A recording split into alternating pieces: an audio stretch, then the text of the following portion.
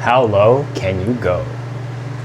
Now, many of you know that I like to push touch point sizes down to the bare minimum, and I wanted to show off this really cool example.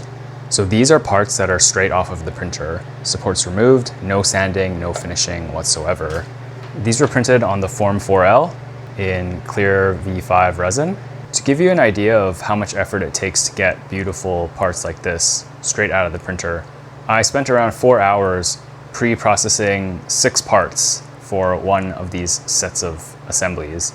Now I'm going to be printing 10 or 20 more of these assemblies, so spending that upfront time really pays off, but all that time was spent manually placing supports strategically in places that needed them and not anywhere else. This is actually the bottom surface, so the surface closest to the build plate, which has the most number of supports. And if you look really closely, you can see the small little nubs that are left behind. They're really almost unnoticeable, and if we zoom back out, I don't think the average person would be able to tell at all.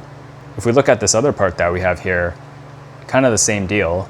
This bottom surface is the one that's closest to the supports, and again, if we zoom in, you can see little bits of support that are left behind, but on a whole, there's really nothing else here.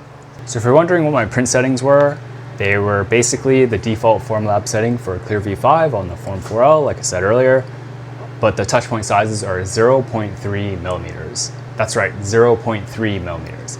Basically, they don't exist. And I just really wanted to show off these parts because they turned out so nice, and I'm really glad that I spent the 4 hours up front.